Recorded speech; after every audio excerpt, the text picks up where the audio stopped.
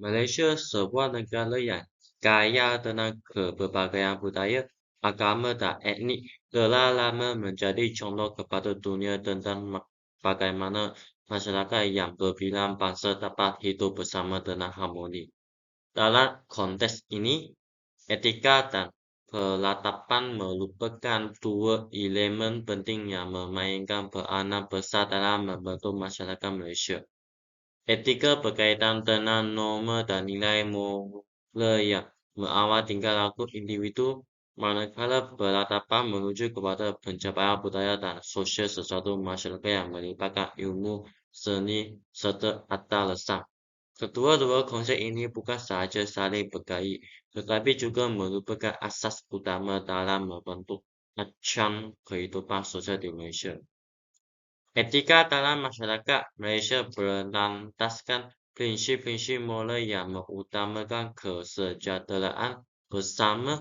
Sebagai negara yang berbilang kaum, Malaysia sangat menekankan kepentingan toleransi, saling menghormati, dan memahami antara satu sama lain. Etika ini diperlihatkan dalam cara layak Malaysia menghormati perbezaan agama, budaya, dan tradisi masing-masing. Dalam kehidupan seharian, etika seperti menghormati orang tua, mematuhi peraturan, serta menjaga maruah diri dan masyarakat adalah perkara yang sangat di, diperlukan. Penghayatan etika yang kukuh bukan sahaja mencerminkan sifat pribadi yang baik, tetapi juga menyumbang kepada kestabilan sosial dan kemajuan negara. Peradaban Malaysia sangat unik kerana ia berdasarkan berbagai etnik yang hidup harmoni dalam satu negara. Di Malaysia, kita dapat melihat bagaimana masyarakat Melayu, Cina, India, dan berbagai etnik lain menjalani kehidupan bersama dengan memelihara tradisi dan budaya masing-masing. Dalam bidang seni dan budaya, Malaysia terkenal dengan tarian, muzik, dan makanan yang sangat berbeza-beza, namun semuanya dihormati dan disambut dengan penuh kegembiraan. Selain itu, peradaban Malaysia juga tercermin dalam kemajuan dalam bidang pendidikan sains dan teknologi yang diterapkan dengan nilai moral dan etika yang tinggi. Peradaban ini bukan hanya berfungsi sebagai penghubung antara budaya yang berbeza, tetapi juga memainkan peranan penting dalam pembangunan negara.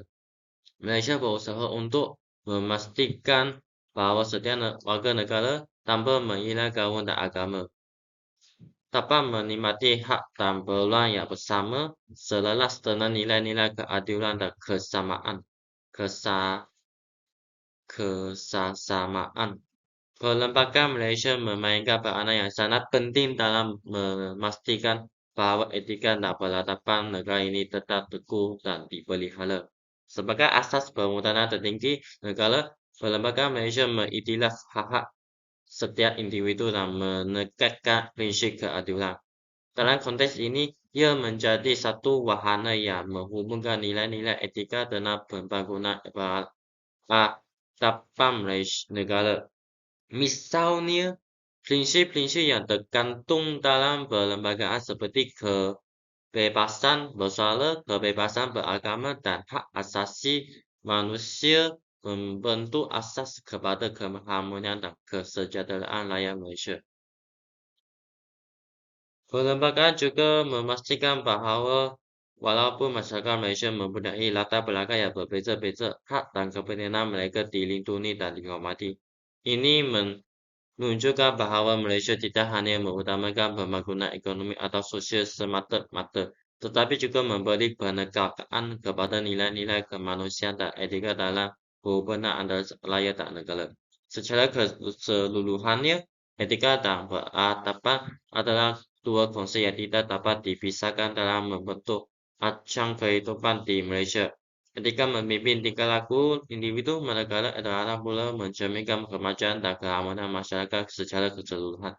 Di Malaysia, penghayatan kedua-dua elemen ini adalah membantu negara ini menjadi sebuah negara yang stabil, maju, dan harmoni. Meskipun wujud keberbakaian dalam budaya agama dan etnik, Oleh itu kita sebagai rakyat Malaysia perlu terus menghayati dan memelihara etika dan martabat ini agar negara kita terus maju dan sejahtera pada masa akan datang.